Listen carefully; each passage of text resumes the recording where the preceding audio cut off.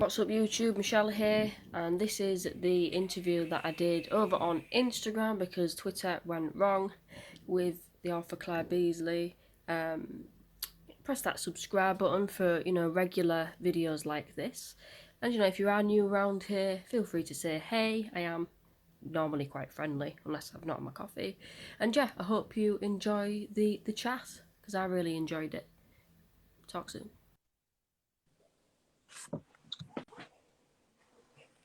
Hello. Hello. Oh my goodness. Oh, for the past month, literally, I've been trying to go live on there, and it just, it's horrible. The technical difficulties are bad. Yeah, they obviously don't have whatever fluff in the background to make it work properly.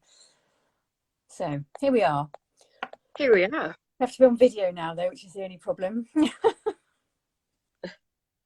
I've not even brushed my hair properly, so yeah. Still looks good. Still looks good, Michelle. So yeah, how's your Sunday afternoon going? It's lazy. I'm being really lazy today. Mostly because, well, I'm just knackered, actually. I'm going to move this up here so I don't have a double chin. Just realised I got like the worst possible angles. I'm just going to pluck up a load of books. I could sit like that, like. Yeah, whatever angle. Yeah, it's got to be slightly this way. Yes, I'm quite tired. It's been quite a long week for one reason or another. And yeah, today is Mother's Day, which means nothing to me because I don't celebrate it. Oh no. But I don't like the commercialness of it. I don't really like buying into any of that. I don't even like Christmas, to be honest. Like, it's just a bit of a pressurising, like, you must do this now. And F off. Yeah, I hate Christmas. Yeah. I think it's more stressful when you've got kids than when you don't. And now they're older, it's just like, well, the magic's gone. It's just quite boring, really. I mean, I'm at my dad's house and I said Happy Mother's Day to him. So I was like, Happy Mother's Day, Dad. Yeah, there you go. It's just nice to like tell your parents that you love them and stuff, but you can do that any day of the year. You don't need a special day. No. So yeah, I mean, I've connected with you because you are an inspirational author, in my opinion. Thank you. You write about, the mental health, suicide awareness, abuse, stuff like that. And my channel's about that, and I seem to connect with dark writing, to be honest. I mean, I've not read all of it. I've read just some of it, and it's quite, there's an undertone of what's to come, that I can't describe it, that beneath the surface coming up can be. Yeah. And I like that, Yeah, so I was keen to, the sort of books I like reading are fairly simple to read. There's not like a lot of purple prose going on in my books. It's maybe a touch, but not much. And I don't like it to be too dense. And I like it to be an easy read, but I do like tackling difficult topics. So, but I want to do it in a sensitive way. So the way I've written the book is, I mean, there are some harrowing topics that are covered in it, without giving away any spoilers, but it's got a dual point of view as well. So I'm also trying to explore what emotional abuse might look like, but then what's the kind of motivations that might sit behind it. So it's not just there's a bad person and there's a good person who's on the receiving end.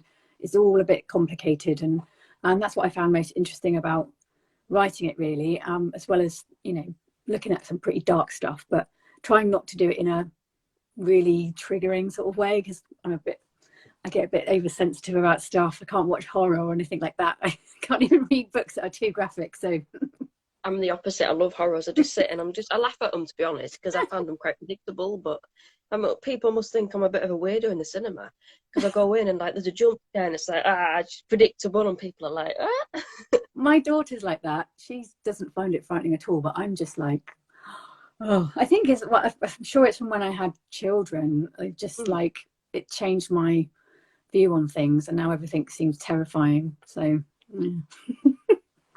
one of those.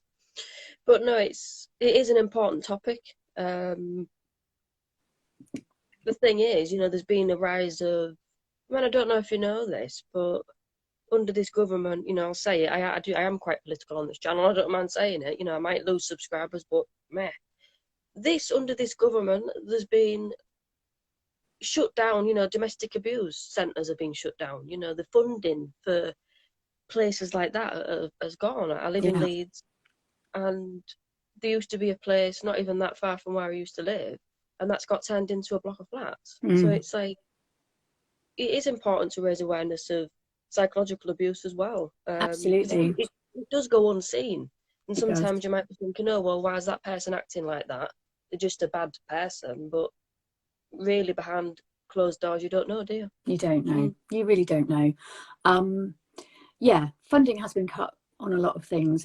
Social care, schools are now expected to sort of fill the gap of so many different services, which actually is causing major problems. The police are underfunded.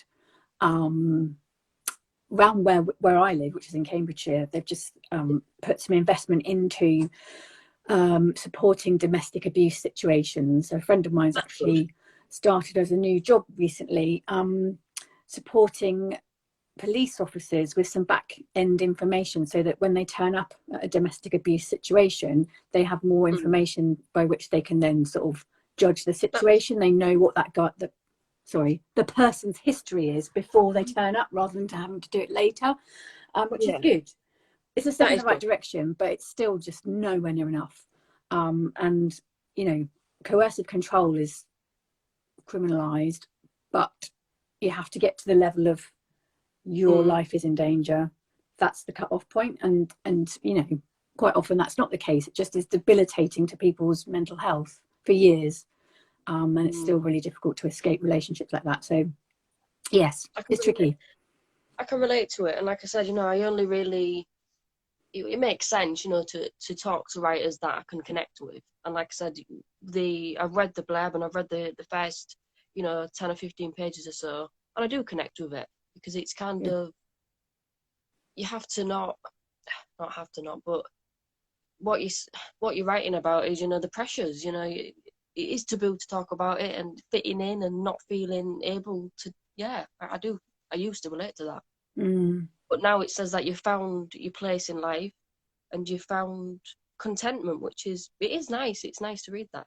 Yeah, no, I have. So I find writing a really cathartic sort of experience. You can bring any sort of element of your life into it, and I think that's really good. People don't know what's like experience of yours, or something that you might have witnessed somebody else doing or feeling. But it's for you as a writer, you can explore all sorts of different things. It's almost like having your own personal therapy. Yes. You're talking to yourself, which sometimes is useful and sometimes isn't. But yeah, I always say it to people. It's like the biggest, catharsis to me, just being able to write my thoughts down, and just look at them, even if it's journal, it's helped me so much. And, definitely. I'm going to read this, because this is what you wrote on the back cover, and I think it's quite important, because it stuck to me. When a person's needs aren't honoured, we lose our identity, our very humanity. Depression, self-harm, coercive control, abuse, and mental health decline, and at the very extreme, suicide can be the result. Yeah. And I have witnessed friends, family go to that extreme more than once. And you're quite young people as well. And it's very devastating for the people that left behind. But the pain that person must be going through to have to get to that stage, it's really, really difficult.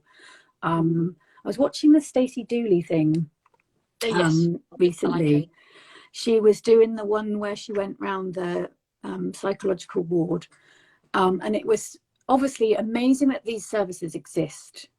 But the problem is you have to get right to the edge again you have to be, your life has to be at risk before anyone takes you seriously. You have to get there first before somebody goes, oh, okay, we probably need to expedite this person, or we need to put them, you know, we need to section them, or we need to give them extra support. All the people in that program, they focused, I mean, have you seen it? Yeah.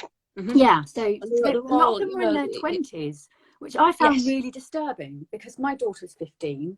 You know, life's been quite tough for her, and I could see the sorts of things that those 20-year-olds had gone through their teenage years as well. And and then they'd got to the point where everything was like so bad, you know, that's where they ended up. There was no kind of intervention that could happen earlier that would probably actually be cheaper, but would have allowed them to live a more normal life and not have to go right to the edge to get the support that they needed.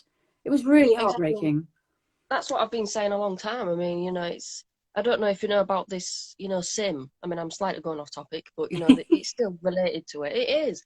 I mean, not in every single NHS Foundation trust, but in certain areas, certain police officers, you know, are not really doing the job properly. And if someone has a suicide attempt or repeated or, you know, self-harming, they just put them in jail. Yeah. Do you know what I mean? Well, like lock them up, and that's like, it's just a bit like fly spray, you know, just get rid of the problem and pretend it doesn't exist. Yeah. It just angers me. Do you know what I mean? I'm passionate about this, and that's why I connect with people like you know. Oh God, yeah. I could go on about this sort of thing for days. I think it's devastating that people just don't get the kind of support that they need. And it's, you know, it is important that we write these books, because obviously I'm writing a memoir about the abuse that went on in a mental hospital. You've written about, you know, your recovery and also, you know, society as well. It is important that we get these books out, because we must not be silenced, you know, because it seems to me that the government is getting worse. People that do speak out are getting arrested. Or, you know, they're losing their jobs as politicians because they're saying you're a liar when it's true. Yeah. It's a weird state of affairs, isn't it? I think the other thing that's slightly alarming at the moment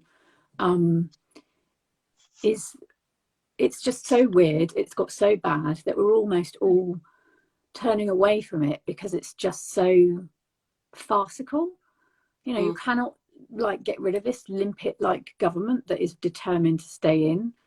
And you know, you almost end up going, oh, I just can't be bothered to even worry about it anymore, because there's literally nothing we can do. So you become very insular and like focused on a very small portion of yourself and your community kind of thing. But it's tricky. We can write and campaign, and that's about it. But, you know, it does make a big difference, you know.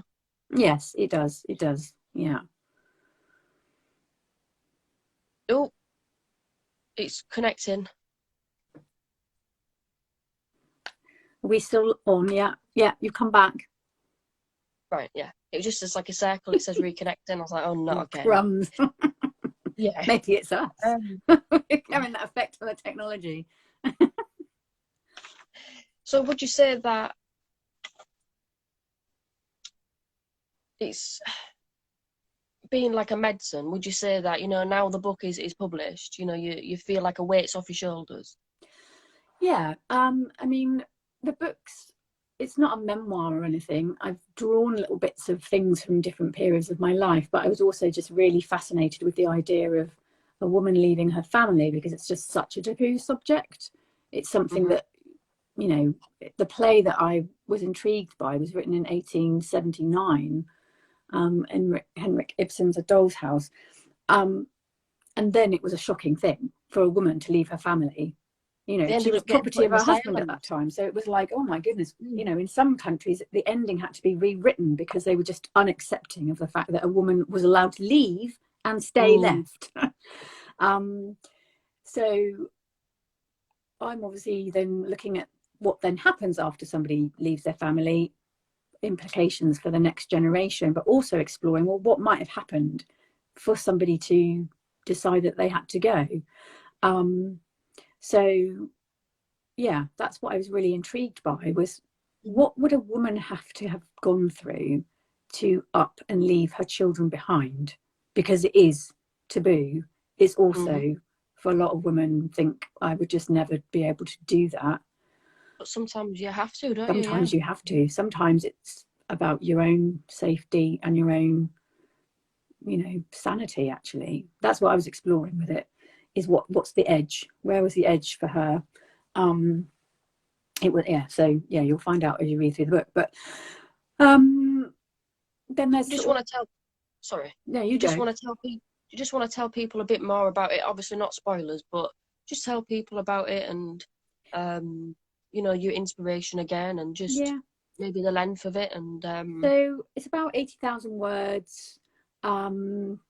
It was inspired by Henrik Ibsen's A Doll's House, the play.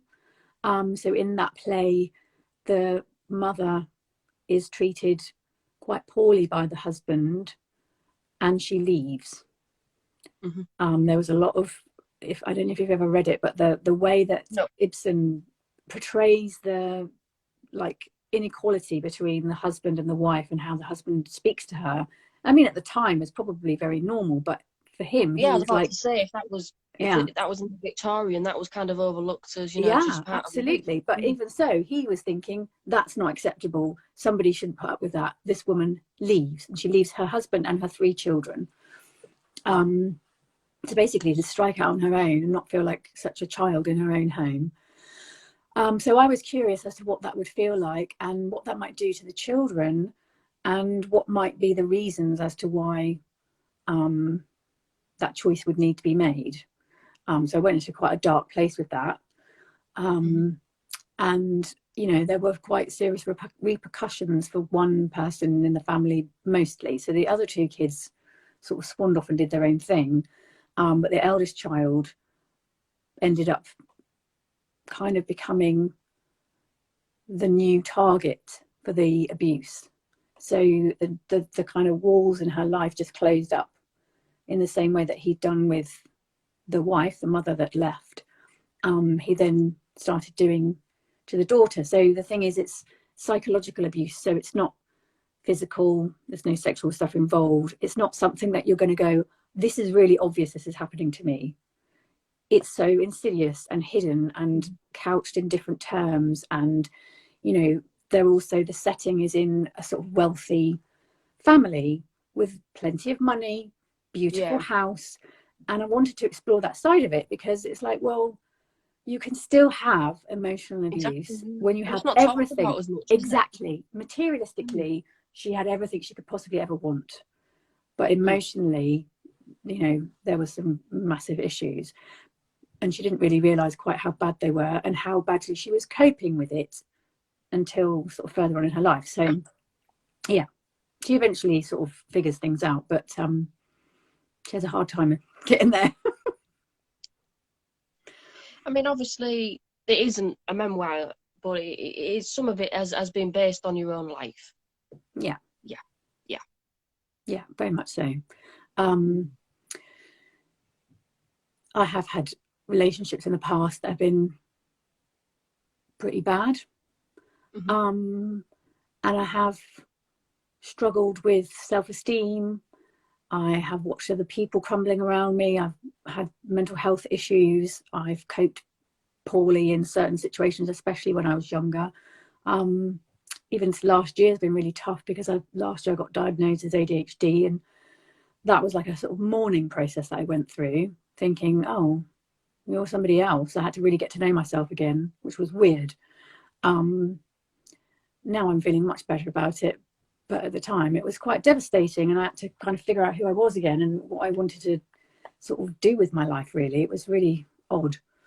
Do you not find it as of some comfort, that you have got a label? Because sometimes I don't like labels sometimes, but sometimes it's there's good and bad of labels, because at least you can be like, oh well, that explains that. But to be honest, like when I've seen psychiatrists and been in these institutions,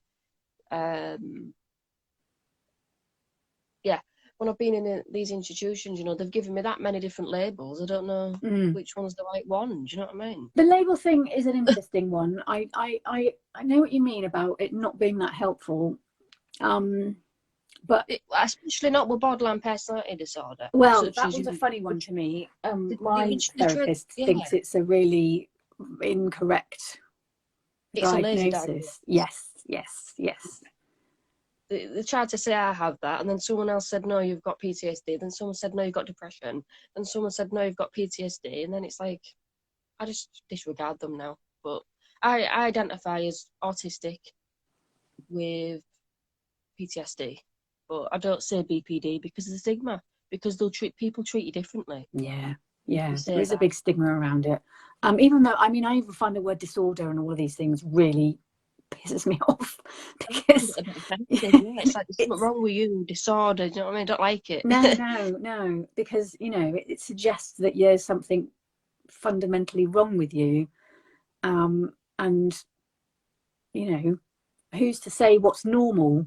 Who's to say what standards of like achievement we should have and stuff like that? I just don't like the sort of connotations that come with the label of disorder, because actually it's just a different way of thinking and processing information, and it has lots and lots of positives. So I've written a book in a relatively short space of time, and if I wanted to, I can do that again because it's something I find interesting. So ADHD is an interest-based phenomenon, let's put it that way, and you can become really, really fascinated with something, and you can spend a period of time just plowing out a whole bunch of work or getting really in-depth knowledge about that thing, and I love that. I mean, it's basically just like bread and butter to me. On the other hand, the flip side is you get really bored of something that's really pointless. I hate doing pointless things. So when you go into the world of work, especially in the early days when people are like, can you like highlight this thing and then process this number? And then you're like, why? And they're like, well, because that's just the way we do things here. And it's like, yeah, but why? It's just really pointless.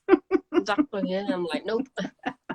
So yeah, that part of it can be a bit unhelpful at some situations, but again, helpful in others. So Yeah, I mean, you've mentioned one of your influences. I mean, have you got any others like that you could name off the top of your head, like authors? Yes, so Steve J. Sampson is one of my favorite authors. They wrote the Shard Lake series, which I'm obsessed with. I've read the whole series about 5 times. So if you're not familiar with that, it's basically a sort of medieval murder mystery, which is like my secret passion. I love medieval murder mysteries. They're so fun. Yeah, the way they characterize the main character, and charts their sort of a whole massive period of their life.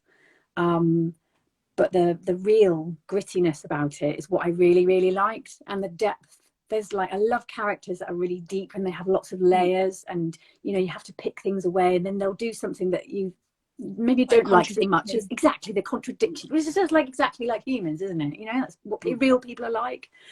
Is that you would have, I don't know, sometimes you act out of character, sometimes you're a shit, sometimes you're really nice. There's lots of that different contrast, things. isn't there? There's that conflict within the characters. Exactly. Yeah. Do you play like video games as well? Like, oh no, I'm rubbish at video games. You don't play that? Because I was going No, to say like Elder Scrolls and like I'd love to. Fable. My son plays Zelda, and it looks amazing. I'm like, that looks like the most amazing game, but I don't have any depth perception on games, so I can't play them very well. Then I don't know how to use the controls. I do play a little bit. I do a bit of Minecrafting with my son. And not he was teaching me how to play Pokemon battle thing or something. Pokemon Go on with Pokemon. It was like a sort of battle thing, and I found one character that I got on well with and actually figured out some moves, and that was fine then. But usually I'm pretty rubbish. What did the character look like? I'll tell you who it is. It was like a sort of orange dragony thing. Was it Charizard? Yeah, that Charizard. One. I play Pokemon. Woo! Oh, and then there was the other one that there was in the movie. Have you seen the Pokemon movie? Pikachu. Yeah, not Pikachu. The supposedly the baddie that they the detective. Yes, Detective Pikachu, and the thing in black that they. I always say it wrong, and my son's like, "Mum, you just have to stop. Just stop." I know who it is. Not Ghastly, no. It's like that little black cat. Yeah. Yeah, it's got really big thighs. Yeah, yeah. Anyway, that one. So yes, I was quite good at playing that thing, whatever it's called. But yeah, mostly I'm rubbish at computer games. I love movies, but I can never remember what happens unless I watch it more than once. I mainly like documentaries, to be honest. Yeah, Like I love a just watching documentary. like prison documentaries or like mental health documentaries or documentaries about, Stephen King or J.K. Rowling. Yeah, stuff that's just interesting. Again, murder stuff. I don't know why. My husband and I love watching programs about murderers. It's just really interesting. You like the whole psychology of it all. I just think, what drives you to do that? My dad's watching one today. What is it? The Amazon serial killer, and that's on Prime Video. Brilliant. See?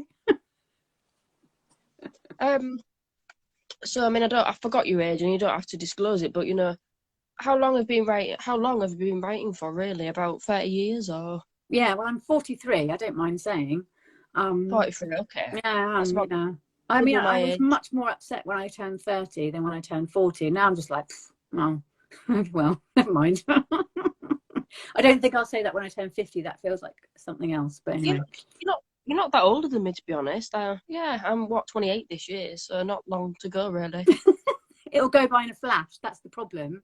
Is that one day you're Crikey, 28 yeah. and the next day you're like 43. I don't feel it. It's really annoying. I have been writing for a really long time. So as soon as I was old enough to tell stories, I suppose, I'd either be telling stories to my teddies or about my teddies. I love writing stories at school. And then as an adult, I've been through various phases of wanting to either be a journalist or write articles for magazines or something of that nature. And then I tried to write 2 novels before I wrote this one.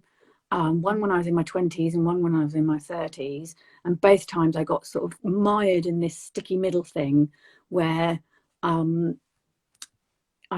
couldn't work out how to get to the end because I was completely pantsing through those early days. I had It is no difficult. concept of planning or anything like that. And pantsing works fine, but I need a little bit of both. I'm somewhere in the middle, rather than a pure pantser.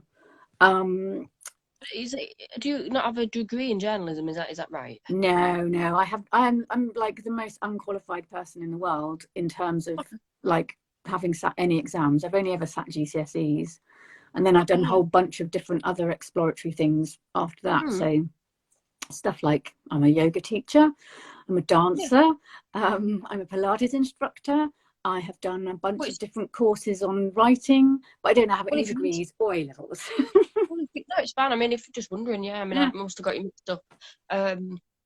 Yeah, I mean, just explore what you're interested in, really. Yeah. Just do it out of passion. I mean, I've nearly finished a creative writing degree with literature, but I never did it for a job. I just did it to improve my writing. That's all I did it for, really. Yeah.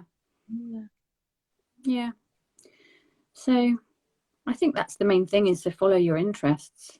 And I would suggest that for anybody, whether they're neurodivergent or neurotypical. I think if you want to learn something, just go and learn something. It's never stopped me. I've always enjoyed learning new things, and really sort of getting involved in a topic. I think that's really interesting.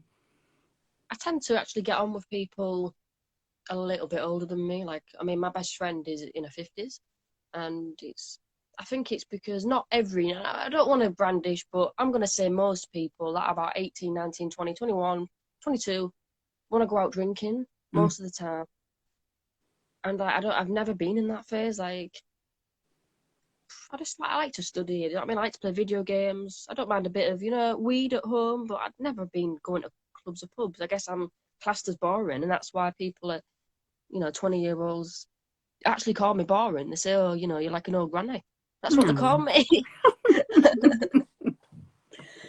That's mean. I mean, people said the same thing to me when I was young. They were like, God, you're like a 30-year-old, when I was really like only 15 or 16. I'm not a sheep, though. I don't follow the crowd. I'm me, Well, no, I don't either. I mean, I went off to dance school when I was 16. And I gave that up after a couple of years because I just found that I didn't enjoy the sort of atmosphere of it so much. But I've always loved dancing, and then I've gone into teaching as I'm older. I've never done anything in like a sort of formulaic way. So if someone says, oh, you should do it like this, you should do this, and then this, and then this, I'll be like, no, I'm going to go that way, that way, that way, and then I'm going to end up over there. Do you want to tell me a little bit more about your actual writing process? I mean, how do you actually do it? Because for me personally, I used to write things down, a bit like my notes here. Yeah. And then I type it up. But these days, I mean, for poetry is different. Poetry, I just kind of come off the top of my head. But memoir or novel, I have to really have storyboards, and I have to plan it really quite rigid. Yeah. And then I have to like tick it off. And I also turn, you know, the word count on the laptop. Yeah. I switch it off because I don't like to see, because it makes me feel like, oh, I've not done enough. I've not done enough. So I switch it off. Yeah, I can relate to that. As I say, so the first 2 novels I ever tried to write, I had an idea and I just started writing. Then got stuck in what I call a sticky middle and couldn't find my way back out of it again. So I gave that up and thought, oh, I know I love reading, you know, love the escapism, but you just have to be a reader, not a writer. So I told myself that for another 10 years or so. And then it was only because a friend of mine was setting up a writer's coaching course for women in lockdown, and she was hesitantly telling me about it, and I was hesitantly thinking, oh, that sounds like something that would be really good for you, Claire, because you need a bit of structure. And I found myself going, oh, I'll do it. And then that was that, really. It's like a change of career in many ways. So yes, the way I work now is that I have a sort of semi-formulaic approach, and then I just disappear off into the sunset in a completely different direction. So I start with my characters. So I have an idea for something. Do you do it on paper though, or just straight to the computer? I have notebooks. Where's my favourite notebook at the moment? I don't know. But anyway, I have like special writing notebooks. Some of them are too precious to write in, you know, those sorts of ones. You're like, oh, it's too nice. Yes. And I'll scribble down some ideas. I like to use that for brainstorming. So I tend to use that for like all the bad things that are going to happen to that character. I will brainstorm on a piece of paper because I just like the messiness of it. Yeah, like a spider diagram. A spider diagram, yeah, exactly. Yeah, I do that. Yeah. Stop copying them, that. Yeah. Then I do a character deep dive. So I've got like a sheet that has all these different things about that character. So it'll be like, okay, obvious stuff, their name, what does it mean? Who's their family? What was their life like when they grew up? What do they do for school? What do they do for work? You know, what quirks do they have? Literally everything I can possibly think of. Do they like scratch their nose when they're nervous? Do they tap their foot? Do they, you know, all that sort of stuff? What gross habits have they got? What weird things do they do? What annoying things do they do? You know, so like trying to get a really good angle of every little angle of their personality. Because then when it comes to writing them, you know that in this situation they're going to go like this, and in that situation they'll react a little bit differently, and it makes it easier and more sort of complicated to then squidge them all up and stuff, and I find that really fun. It's my husband. Then I do a meet my character. So I meet them in first person. So by that, I mean, I will write I've met them in the supermarket, and I write about the things that really stand out about them. So I either observe them, which is a bit creepy, but they're standing in the queue or something and they're doing something, or they have particularly lovely hair, or they smell a particular way or something like that. Or I might do a thing where we might bump into each other or something like that. So it's really kind of on that first person, delving into the character in a little bit more in a different way. Really into the mind, yeah. Yeah, exactly. Do you draw them as well, or like... No. I do love drawing, but it takes me hours, so you know, I don't tend to do that. But they're very, very vivid in my head. All that stuff, I don't know if it's the same for every writer, but I write like it's like the action scene in my mind, and what I'm feeling is how I write what's going on. So I hope that like brings some visceralness to the process, and like when you read the book, you can actually feel it, because that's what I'm trying to write, is what I'm feeling and seeing in my head. You mean that stream of consciousness, like what's coming straight out? I mean, obviously it's edited. Yes. A lot. The stream of consciousness bit's pretty shit, I have to say, but you know, I do that, you know. I do that morning pages. I mean, I've not Oh, I done love it today. morning pages. Yeah. I wake up and, I mean, some of these crazy ideas in the morning that I have, like, wait, as soon as I wake up in the morning, I'm like, ugh, and it's like, eh? Yeah. Yeah. Mornings are weird, It's aren't they? helpful though. It's It really really is. helpful. Yeah. Have you done the Because, whole 12 weeks program of that book? Whatever it's called. I can't remember what it's called now. oh, well, I've discovered it when I'm on my course, my degree course. It says, you know, blah, blah, blah. And then it says Virginia Woolf. And then it's Yes. like, not, I've not done a course. It's No. just, There's a book. I can't remember. Oh, here it is. Is that the right way round? I can never tell if it's been reversed. Anyway, mm-mm. The Artist's Way. So this is this book by Julia Cameron that I did a couple of years ago. So I got halfway through and then got bored. But there's like two things that I took from that. But One of them is the the morning right, pages. the writer's way. The Artist's Way. Yeah. Oh, no. I've not heard of. There's a separate book called The Writer's Way, and also Morning something. I'll have to send a link because Virginia Woolf did something, and there's a Neil. Oh, I can't remember his name. I'll have to send you the link. Yeah. But it's interesting, and it's a creative writing book. Yeah. It's probably based around the same sorts of principles. But It will Julia be. Cameron is a screenwriter, I think. So yeah. But yeah, the morning pages thing I think is genius. It just gets all that out of your head.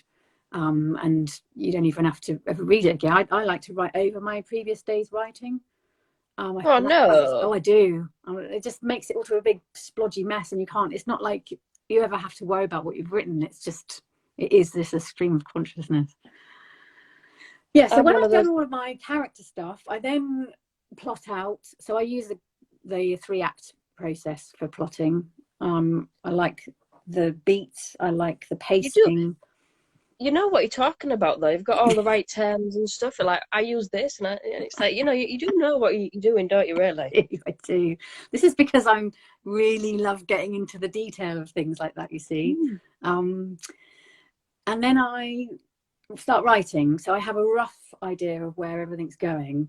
I will have brainstormed all the awful things that will happen to the person because there's got to be all of that stuff going on. And then it's just a big blah, blah, blah, blah until I've finished. And then I will go through it again and add things, take things out, move stuff around, edit. I do about 17 edits usually. Oh, well, I might hire you to be my editor, to be honest, because I can't do it. I end up like literally, I've been writing this memoir, to be honest, on and off for about 8 years, but obviously it's quite emotional, so I have to stop. But it's nearly finished, but I've been looking back and thinking, well, I don't need that. I might just end up with a sentence. I don't need that. I take full pages out. You know what I'm saying? Like, that's too much filler. You know, that dialogue's not realistic, gone. You know, I went from about 300 pages down to about 80. Wow. You might have been a bit harsh with yourself. A bit, but it needs to be just right. You know what I mean? I know exactly what you mean. Which is And why if you it's not edit realistic, and edit and edit. Because some of it is not, drivel and that needs to come out. And some of it's not because you're really harsh to yourself. You know, inner critic thing and all that. What are you planning? I mean, obviously not horrors because you don't like horrors. But are you planning any like romances or medievals? No. It's really important to me that my characters have their own agency. So not all romances are about like some man rescuing a woman or something, but I just really, really veer away from that quite violently. Boring. I mean, I do read romance, but I don't like writing it. It's not my thing at all. I've got 2 works in progress at the moment. The first one is I'm going to shift into more of a psychological borderline thriller, but not quite there, because it needs a bit of just, shaking up a little bit. So it's exploring again those kind of abusive sort of relationships and that kind of thing, but also I wanted to explore relationships and friendships across different generations, which I thought was quite nice. So that's coming on. And then I started another one because I got really excited about another topic, which is about postnatal depression. Yeah, because that feels like I've had it twice and it's rough and it's awful. And there are more people talking about that sort of thing now, but not nearly enough. So yeah, that will be something else I bring out soon. I mean, when I say soon, I don't know, sometime in the next couple of years, I suppose. I think, yes, soon for writers is like, Yes, in the next millennium. exactly. I'm not one of Have you, these have who's you going got to churn out 3 books a year or anything like that. It's just have you got any samples or? no, no, absolutely not. No, they're still in really early rough. Wouldn't share it with my own dog. Even if I had a dog, even the cats aren't allowed to read it. They're like, sorry, it's bad. It's really bad. It's just getting it out of my head. I have written a short story thingy. I think it was like a flash fiction thing, which got picked up to go in an anthology in the summer. So when that gets Nice. published, I will ping about that, and you can see that's a slightly different style for me. I don't normally write short stuff because I'm a bit of a blatherer. But a Well, I'll friend just of say this. All of Claire's links is going to be in the description on this video, so you can just add any more links to me, Claire, and I'll just keep adding the perfect, list. thank you. Okay. Yeah, so I don't normally write short stuff, but I decided I would enter this competition thing. One of my writing friends said, "Oh, you should enter. It's about movement. You could write about dancing." And I was like, "Oh, yeah, I could." So I did, and he said, "Yeah, I'll have that." So that's quite pleasing. So yeah, that's going to get published. I think it was June or something. And I'm actually in the process of entering another 3 writing competitions with my book. So who knows? Why don't enter the Bridport? Oh, okay. Enter it. Honestly, you could get. I mean, the novel book could get. I think it's about £10,000, Oh, and the nice. short story is £7,000. Wow. There's poetry, flash fiction, memoir, diary entries, everything. Cool. Yeah, so I'm going in for a few. I've entered 1 competition, and I've got 2 others that I'm going to go into, or awards or whatever they're called. I don't know, but that's quite a new area for me. I had to, weirdly, it was less stressful and like nerve-wracking publishing the book than entering a competition. That was never something I thought I'd ever be able to do, but now I feel a bit more confident. So Yeah, the hardest thing for me is finishing it. That is the hardest thing for me, actually finishing it. yeah. I mean, going back to the content of this. I mean, what would you say, in the nicest possible way, without going into too much detail? What would you say to other people that might be relating to this, like might be thinking, "Oh, I'm going through this right now"? Tell somebody. So what's explored in the book is when someone does not tell and reach out to someone who can provide advice and support, even if it's a friend, then dire things can happen. So I'm not suggesting that dire things will always happen if you don't reach out to somebody, but that whole adage of a problem shared is a problem halved, it really is true. If you can confide in a trusted person, whether that's a helpline or it's a friend or it's somebody in your local community that you can speak to, it's definitely worth doing, because particularly if you are suffering from any kind of abuse, but certainly psychological abuse, it's so insidious, it's so hidden, and it's so like, is this happening? I don't really know. It's not like someone hits you, you've been hit. It's really, really weird, and it does weird things to you. So I think confiding in somebody is the most important thing you can do. It changes your personality, because for me, I'm not going to go into it too much, but one of my previous ex-partners, she used to kind of like encourage me like to quit my studies, like always encourage me to say that I'm not good enough, and she used to call me lazy, and she did steal money, and she did hit me. She said, "Oh, you never do anything for me." She kind of pressurized me. She used to kind of like make me feel like I'm a burden for not jumping to her. Because I said, "Oh, I'm studying this degree, it's good for me," and stuff. "Oh, why bother with me if you're always studying?" But that's not care, that's jealousy. Yeah. Do you know what I mean? Because if someone actually, cares about you, they would actually want you to do well. Exactly. Not like quit that course, you know what I mean? It was a bit controlling. Yeah. Tried to get me to do, yeah. Yeah. And the thing is it's really difficult to recognize and get out of if you haven't got support around you. It took me years because I didn't realise. I thought I was the problem because I thought, well, I Exactly. do a lot of work, and I thought, well, maybe, you know, it is normal, you know, to cut your course and be your partner and sit at home with your partner all day and stuff. But nah, it's not. You're allowed to have other hobbies and interests. Yeah, absolutely. She was controlling me. She, you know, she even said, oh, you know, because I like horror films and she doesn't. She goes, oh, well, you know, if you're me, that you know, you can't really watch these things. But she never said it outright. She was like, oh, you're with me and you do that again, and stuff like that. Yeah, it just I mean, undermines your confidence after a while, which is the aim of people who are trying to control you, because you know they want to slightly keep you. narcissistic. Yeah, exactly. It's a I tricky mean, thing. she said, you know, you've put on weight and all sorts of stuff to me. Do you know what I mean? mm, I'm quite a slim woman, but she said to me, because sometimes when I just sit, I just eat what I want. I'm not bothered. And she goes, oh, you know, you'll end up fat, you know, that hate fat people and stuff like that. Like, that's kind of, I don't know the word for it, but well, it's just chipping not, away at your self-esteem and your confidence, yeah. isn't it? And the more that somebody does that, the more you end up shrinking yourself smaller and smaller and smaller to try and fit into this sort of mold that they want you to fit in. But the problem And is then as soon as you squeeze yourself into that mold, they'll say, oh no, they'll move the mold and they'll want you to make a different mold. So you never, ever, ever kind of reach the pinnacle of achieving and I'm everything they happy want now. you to.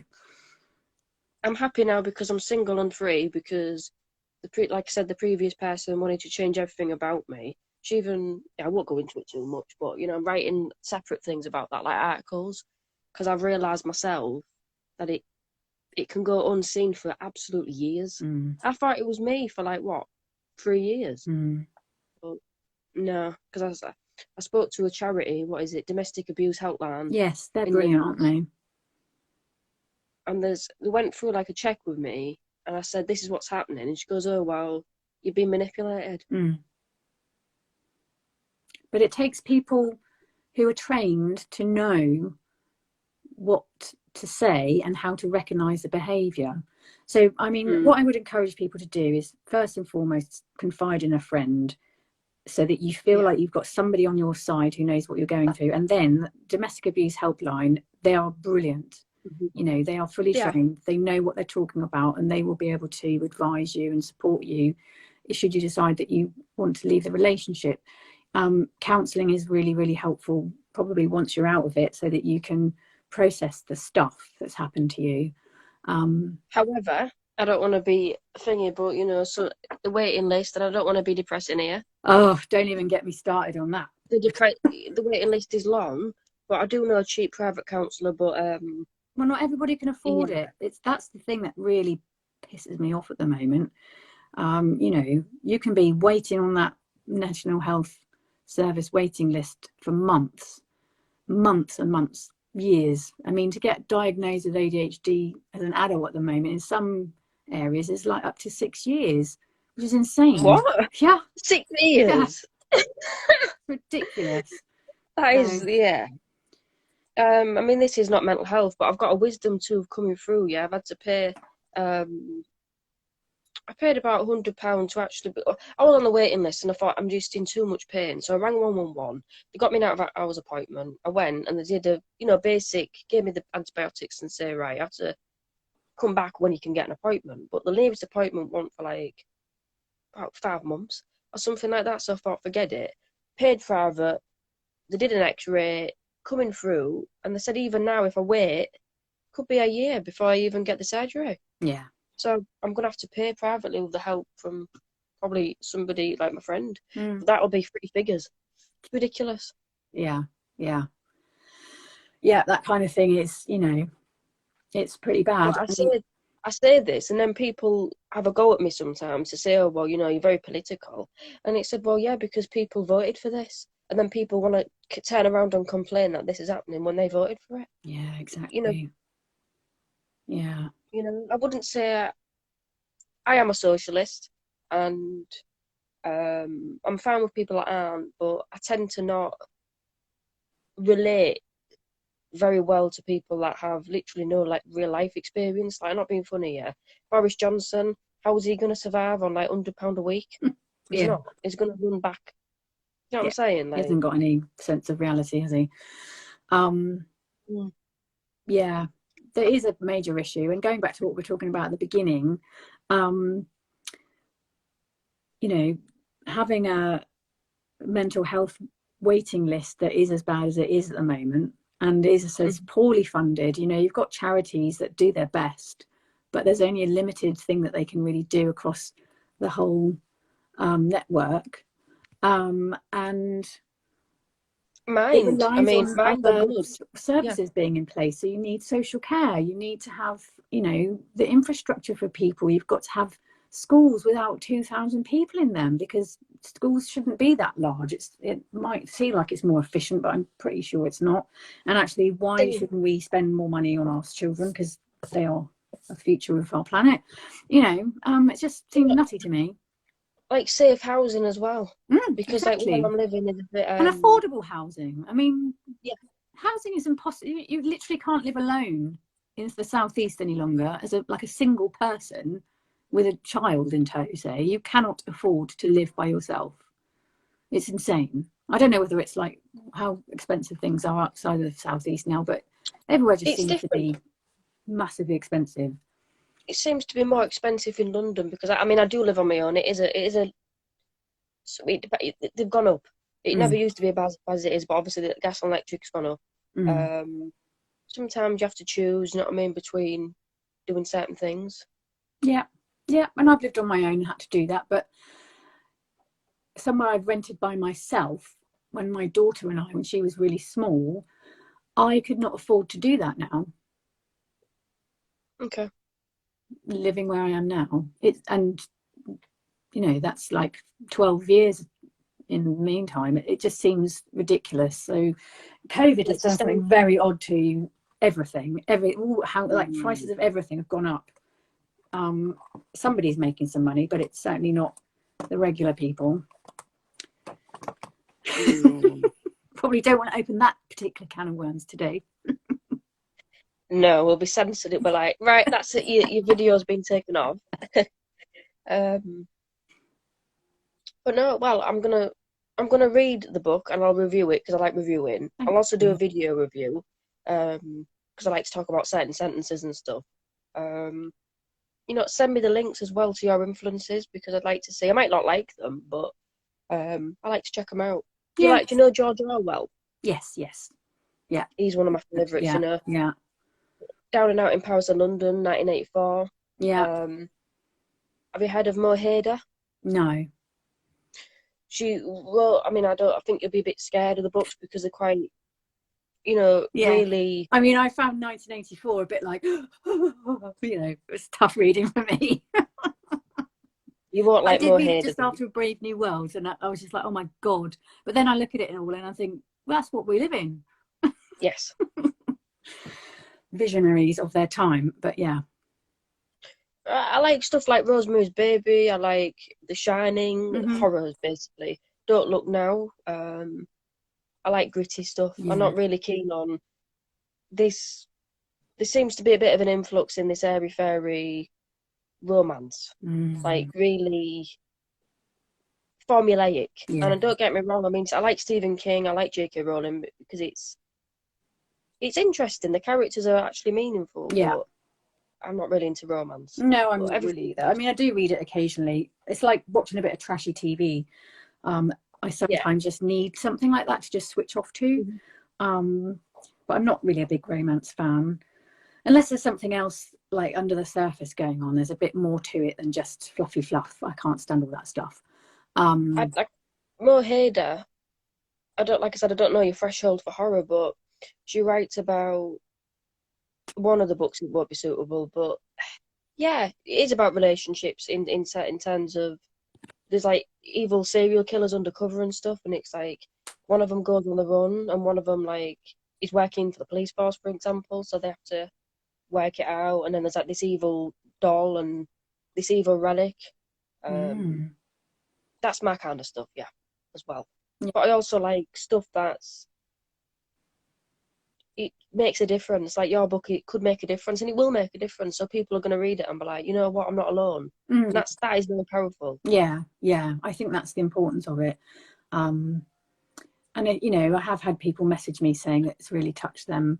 and it's made them feel kind of better about their situation, Good. which is like amazing, you know, really, really amazing. That is the biggest achievement. Totally. I mean, yeah, I mean, also, I mean, this is kind of like a semi-joking question, you know what I mean? But I mean, obviously you like poetry as well, but have you considered rapping? No, I'm a very No. uncool person. I can't do poetry for toffee. Can you not? No, I can't do poetry. And I mean, I'm a dancer, but I was trained as a ballet dancer, so I'm very ballet. So I can do a bit of lyrical stuff and I can do tap, but anything more funky or cool. I mean, I'm 43 as well, than that. And I'm a bit like, I just look like somebody's mum, and my kids would probably want to murder me. And I wouldn't blame them. I'm all down for other people doing it, but for me, no. It would just be like, love, please. I think there's a bit of a stigma attached to I'm rap, sure you know, you're right. because I'm sure you're right.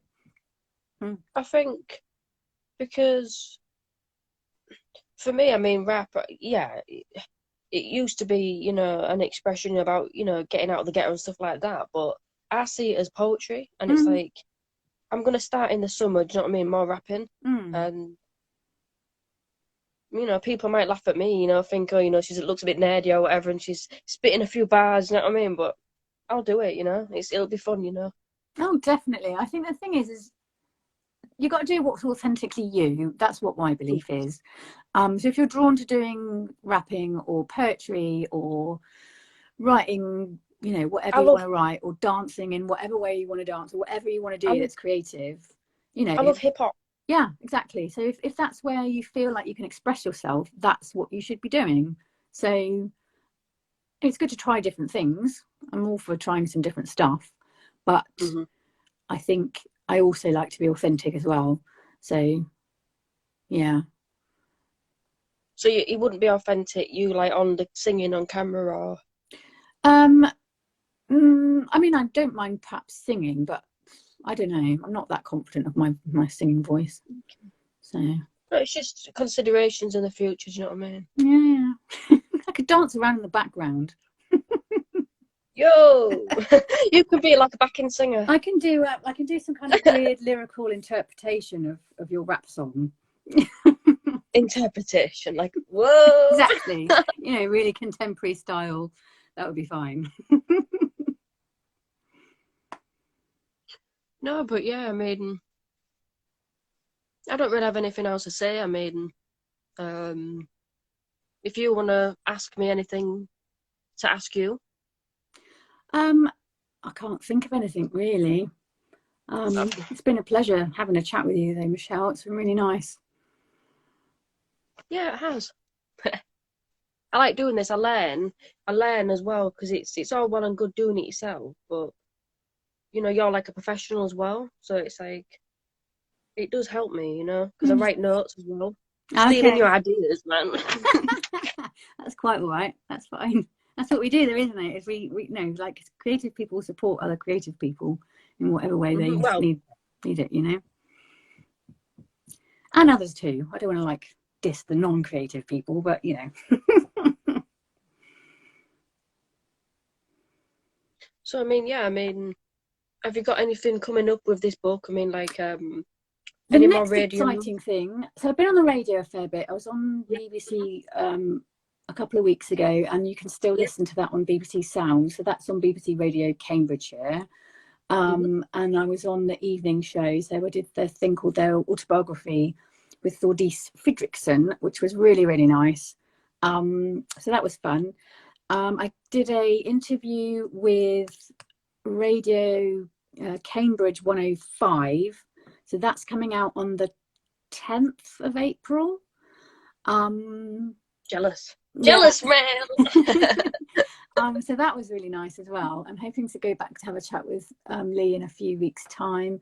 And the next project I've got coming up related to this current book that I have out is I'm having a chat with a theatre group up in, where were they? Doncaster, I think. Okay, that's not fair. Yeah, so if I come up and see them, I'll come and see you. Yeah, it was nice. And Coffee or tea? Huh? Coffee or tea or caramel latte? Or caramel latte is really nice in the morning. I can't drink caffeine after 2 o'clock. I turn into a gremlin. So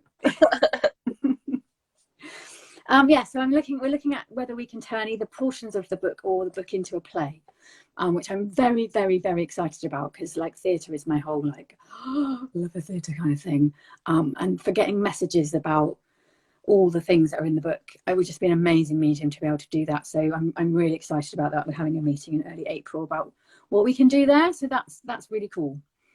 So yeah, That lots is of things. very exciting. It is That's really just a bit of exciting. that is a bit of a testament to your writing skill though as well, because to have something that's easily not converted, but you know what I'm saying, like easily converted across. That's hard to do. I mean, I've written a few plays, but I found the format very difficult because it's all about the dialogue. Yes, yes, yeah. I mean, I And you, think it would be like, honestly, like the dream project for me, because I just love the theatre so much. They're like actual playwrights, so I wouldn't necessarily have to get involved with it too much, but I feel like I'd have some involvement in the sort of direction of things. It's just like the whole thing just makes me feel so excited. I think it's really, really cool. good for you, man. Well, next, like I said, it might be made into a Netflix series next time. Well, Never know. you never know. You You don't never know. Have you heard of American Gods? No. American Gods by that's a Netflix series, and that was a series of novels. They're quite, I think you'd like those. They're quite psychological, dark, but Okay. a bit supernatural and a bit medieval as well. Yeah. Nice, nice. Sounds like a good thing to read. Watch. Cool. Ooh.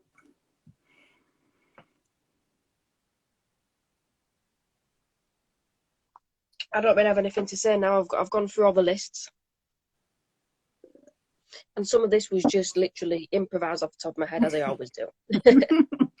Oh, it's good to be able to do that. No, I don't have many things left to say either, but it's been a pleasure to be Yes. on.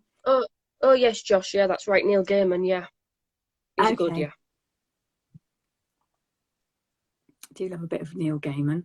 He seems to be a bit of a contentious subject at times.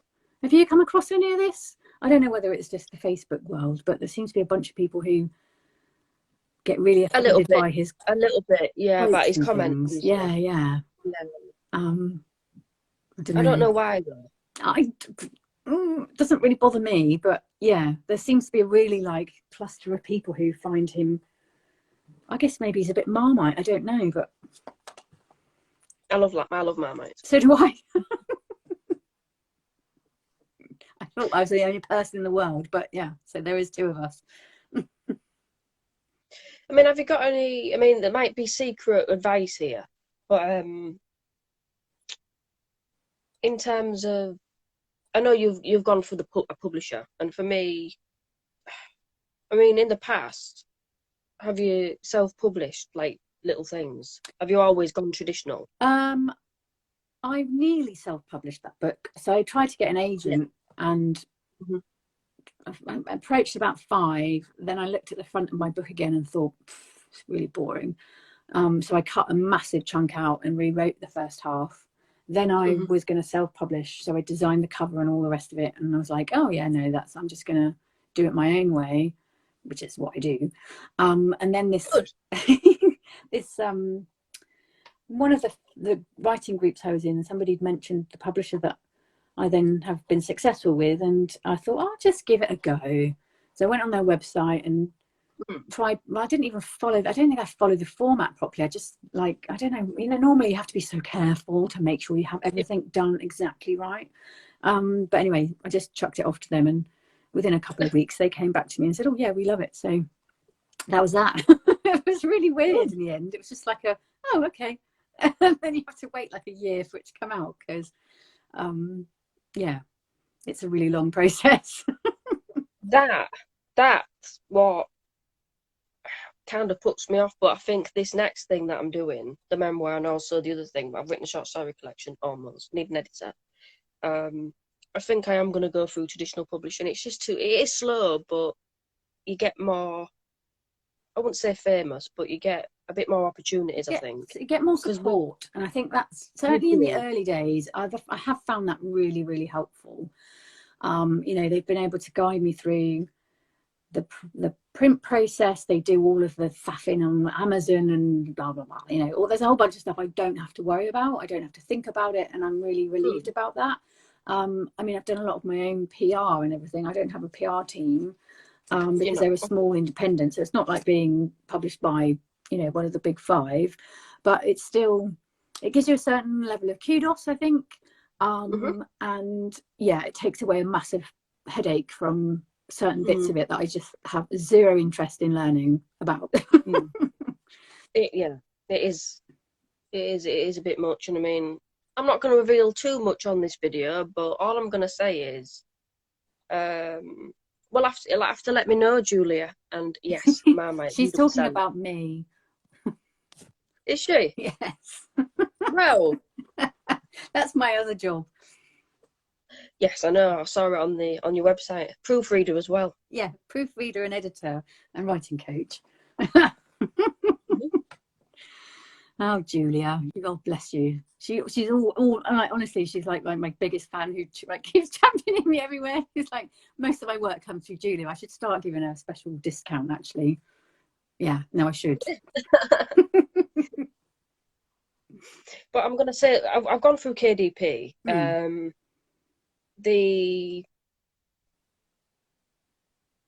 The royalties aren't great, and that's what I'm going to say. I don't want this video to be demonetized by Amazon. Like, what? No, they're not great. They take a lot. They take a hell of a lot of your cut, and it's like the printing costs, the actual By the time saying actually you've made a book, it's like, oh, you can make the same amount out of a Kindle book that you can from a printed book, but you don't have the same like level of stress with it. I mean, bloody trying to come up with all the right stuff and the dimensions and the blah blah blah. Yeah, because my book inside of it's got colour artwork. All the ink costs. It's ridiculous. Yeah. I mean, if you can get yourself a publisher, it would make things so much easier. I'll tell you who mine is later, and you can approach them because they're you know, small and independent, UK based, but they will be able to deal with that kind of thing. So yeah, I just can't be doing that. There's a few books that I recommend as well. I mean, the Writers and Artist Yearbook. And there's a big book of agents. I'll send that to you. Yep, I've got all of those. Yes, it's massive. Trying to cart that about, like when I'm on the train, it's like it's carrying that about in massive. It's quite useful for putting like your coffee on or something because it's not going to fall over. It is.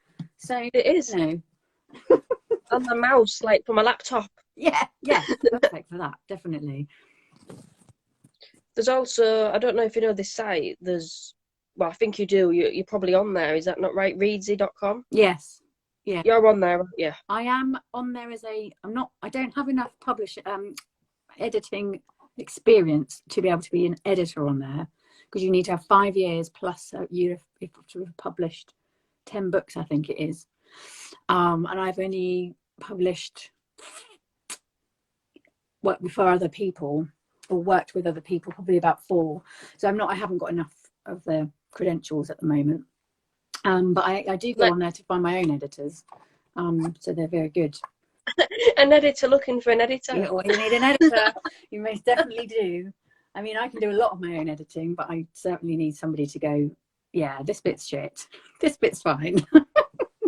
My dad's my editor at the moment. Oh, that's good. I pay him in cups of coffee. Good. There you go.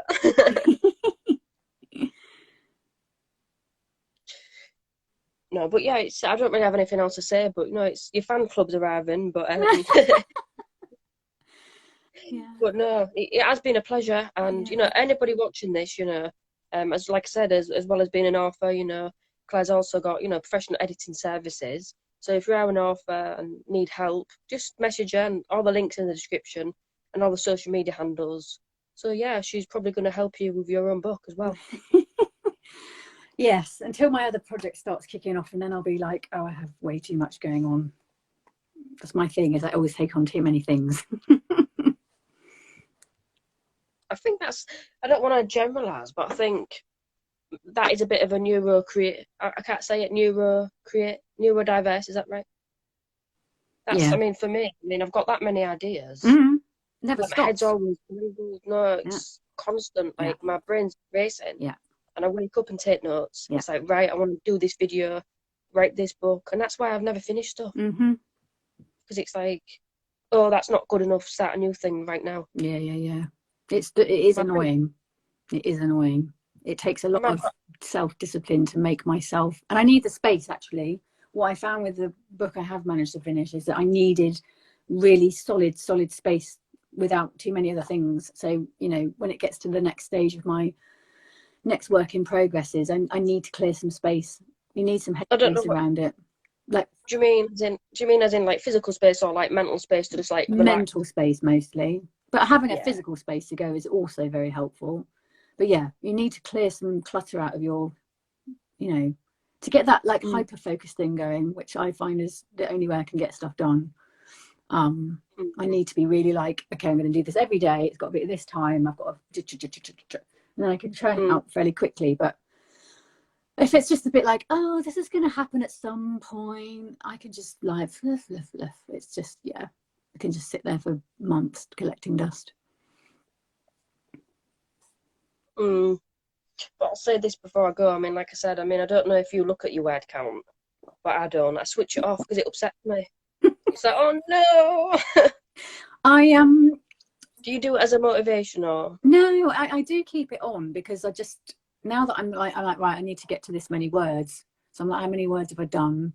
I think the first 10,000 are the worst because Yes. it feels like it takes ages. And then after that, I think, you know, it's not as bad. But yeah, I can totally relate to you going, yeah, I just don't want to know.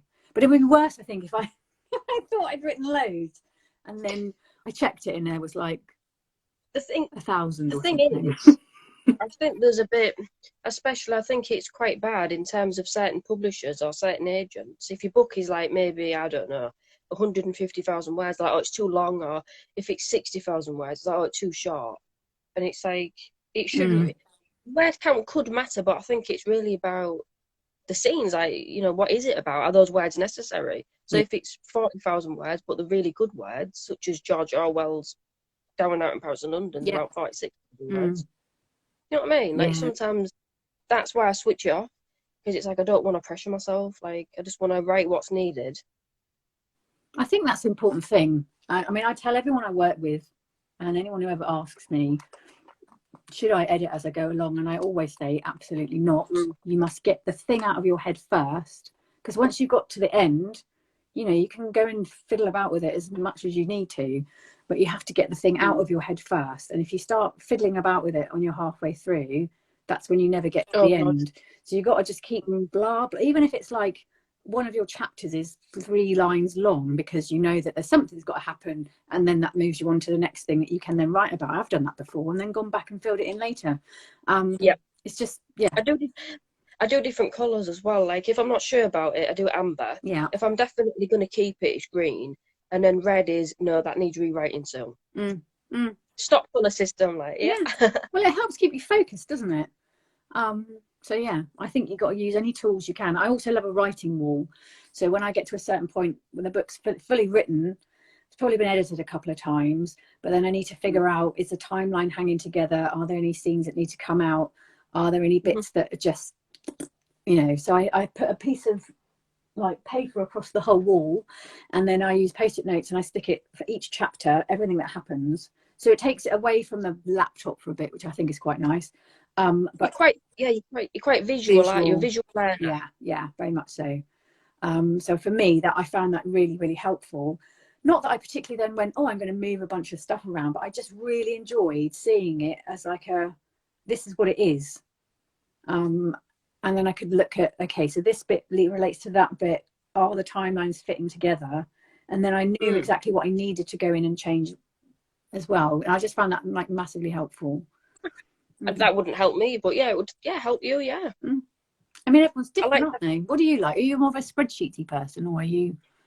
How's your structure? I write it down.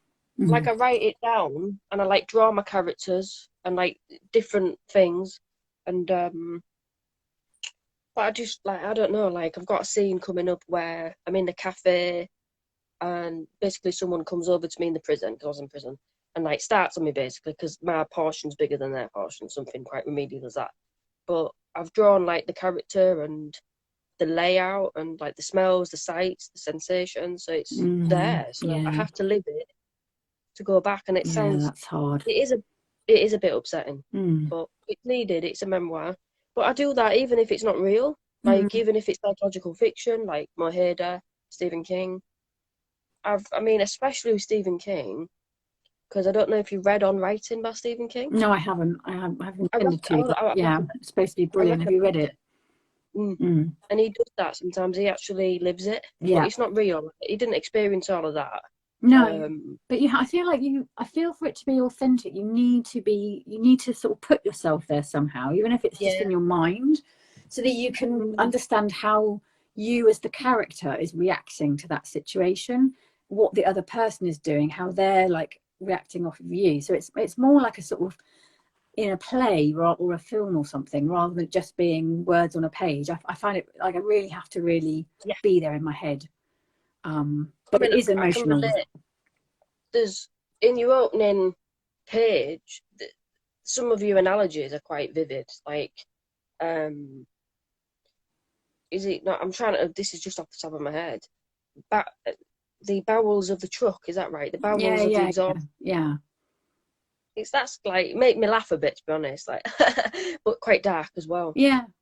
Well, it was just meant to be. I suppose I like to create a sort of atmosphere. And I want readers to get a certain sense of what the rest of the book will be like, because there are bits of that book that are, you know, just like two people hanging out doing normal stuff, and then there are bits of that book where there's someone having horrific sort of violent nightmares and visualizations and stuff, and that's quite. I got to that bit where the hallucinations and she wakes up and she's not. Yeah, it was. Yeah. That's where I stopped. And it's no, not like that, but I didn't want to read too much before this. Yeah, it was just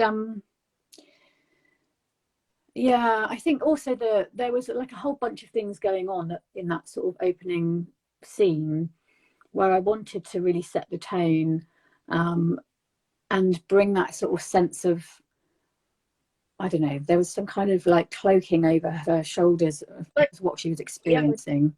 That's the sense that I got, like something's going to happen, like something's going to happen, like that sizzling from the surface. Yeah, you write well. Thank I'll have you. to give you a star review once I've finished it. I will be honest, but yeah, so far so good. You write differently to me, but I can relate, and that's, like I said, you know, I'm a bit biased in these interviews because I only really talk to authors that I can relate to, like Inspirational, and that's the name of the YouTube series, in Inspirational Authors, you know.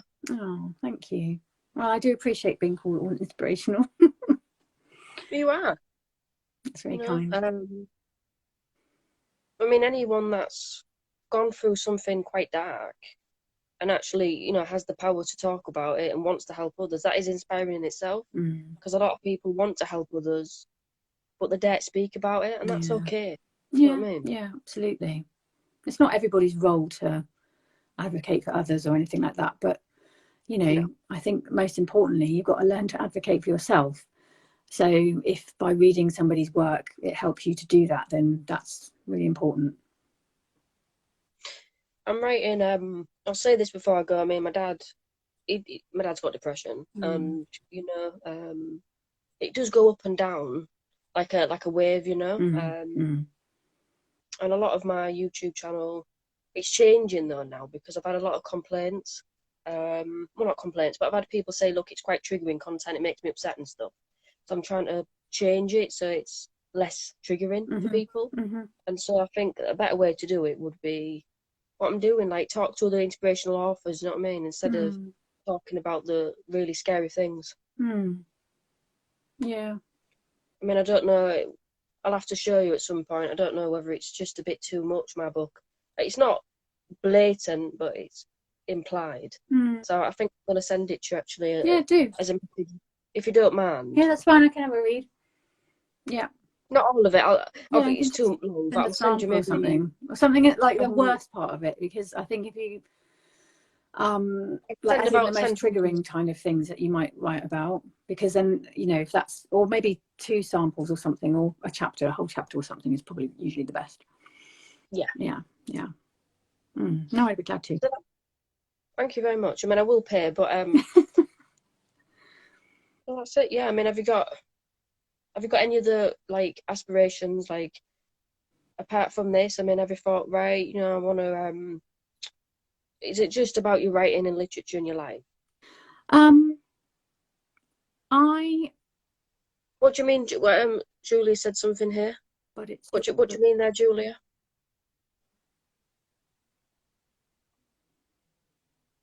she'll be typing. Yeah. Yeah, I don't have any other, like, I mean, I've really like settled on the things that I love. So writing books, editing books, and dancing are my Yeah. things. And that makes you really happy, yeah. Makes me really happy. It's the exact right balance of all the stuff that I need. There's a bit of social, there's a bit of extrovert, there's a lot of introvert, there's a lot of me being alone, there's lots of exploratory stuff going on in my head, and it's like the perfect mix for me. But it's taken me like a long time to get there. So I like being a writer though, because it's like I'm a bit of a hermit at times. I just sit on my desk and don't speak to anybody for a while, and then when I want to speak to people, I just go online and speak to people. Yeah, but I don't think I could do anything else now. The rapping, but apart from that, I love it as well. Yeah. Well, that's again, like, there's a little bit of extrovert in there, isn't there? It's the same with my dancing and stuff. It's the performance I really enjoy, because there's like a little, like, really interesting self-expression. Oh, okay, that's what it is. Did you see that from Julia? So she said, don't change for anyone, even if it's triggering. It's your story. Oh, thank you very much. Yeah. That is a nice thing, but I'm just worried that it might not be allowed. I think that's also your YouTube channel she's talking about too. So don't censor yourself. I have been told to. And I don't know, like, maybe I should just say trigger warning before, because some people, like my friends, like some friends have messaged me and said, oh, it's quite upsetting. So you should, it's for them, I don't want hearing about you, or yeah. I just don't want to upset people. Yeah, I understand that. To help people, but yeah.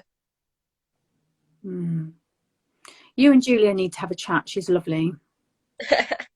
Nice to meet you, Julia. Yeah. Right, I can hear noises outside my door, so I'm suspecting I'm going to buzz off now. Yeah, you can go and have your Sunday dinner. Well, this is the exciting thing about Sundays, is that I usually refuse to do any cooking, so my husband cooks for me. It's not all bad. Yeah, my dad's cooking a Sunday dinner for me now. Yeah. Nice. Love I'll have it. to do the dishes. Yeah, that's fair enough. All right, it's been so lovely talking to you, Michelle. I've really enjoyed it. Really has. Yeah, and we'll catch up again soon. And well, go and follow Julia and have some chat with her. She's awesome. This will be now on YouTube now. Perfect. All right. Thank you. All right. Goodbye for now. Goodbye for now. Yeah, definitely. Take care, Michelle. Thank you. You too. Thank you. Bye.